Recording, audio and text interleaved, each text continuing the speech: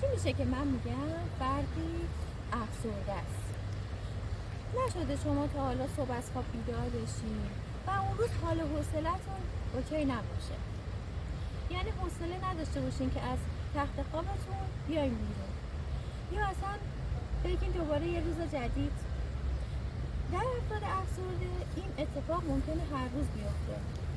مراجعه که میگفت من صبح که از خواب بیدار میشم احساس میکنم یه بار خیلی سنگینی روی شونه هامه، اصلا دلم نمیخواد از تخت خوابم بیرون بیام، میگم خدایا وای دوباره یه روز جدید شروع شد.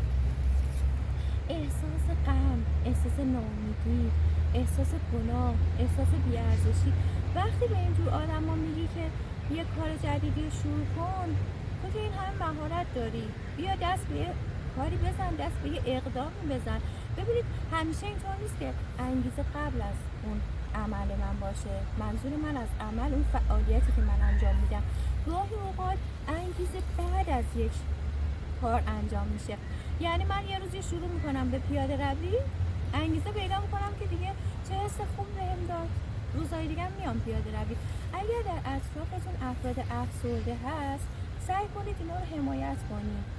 افراد افسرده رو رها نکنید، اینا نیاز به حمایت دارن، اینا رو تنها نذارید. در دید و بازدیدی که چند روز پیش داشتم منزل یکی از اقوام، یه خانمی رو برای من در مورد صحبت کردن.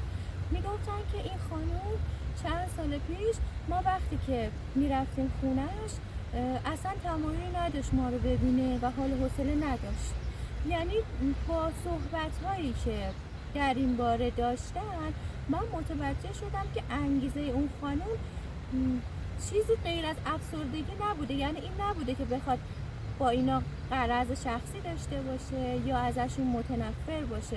فهمیدم که این فقط حالش بده. این خانم شاید الان این صحبتهای من شما رو یاد یکی از اقوامتون، یکی از همسایه هاتون یا یکی از اعضای خانواده‌تون بندازه.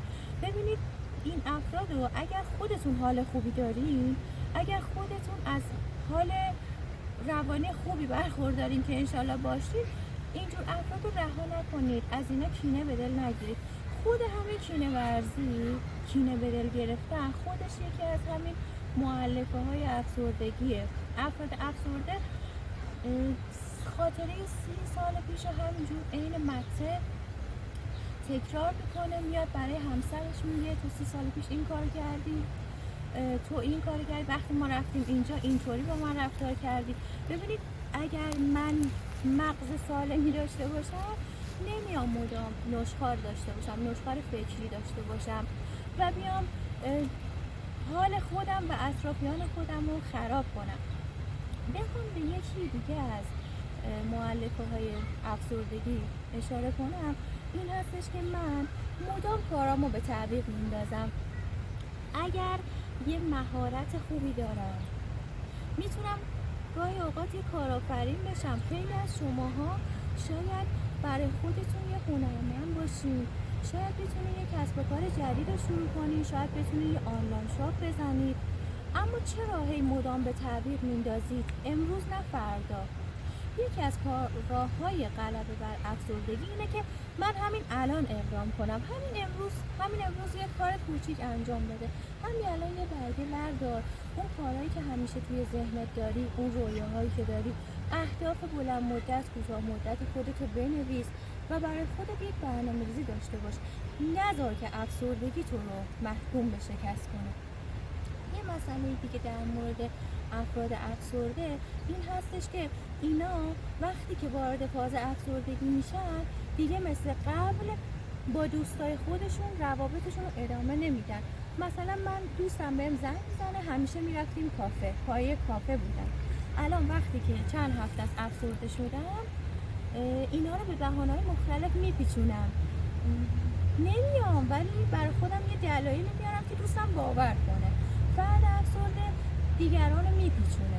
این خودش وقتی که پیچوندنه باعث میشه که من تو خونه بمونم، روز به روز میرم تو لاک افسردگی خودم، دوستای خودم رو از دست میدم. حالا البته بماند که یکی دو تا همیشه اون دوستای با وفا، اگر خیلی خوش شانس باشیم 2 تا از اون دوستای حمایتگر با معرفت شاید برامون بمونه. اما من دیدم که بعضی از افراد افسرده هیچ فرد حمایتگری هم تو زندگیشون ندارن.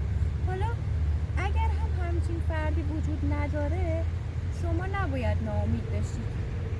به هر حال شما باید خودتون اون گستره روابطتون، شبکه اجتماعیتون رو وسیعش کنین، گسترشش بدین، ارتباط پیدا کنین با دیگران.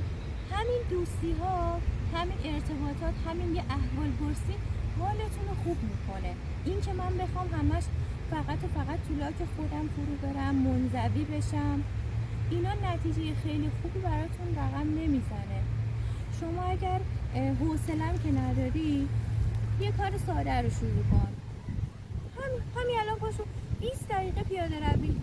20 دقیقه پیاده روی فکر نکنم کسی رو اذیت کنه، خسته کنه. هرچند که برای افراد افسرده مثل یه باتری میمونن که 10% شارژ داره، خیلی خسته میشن.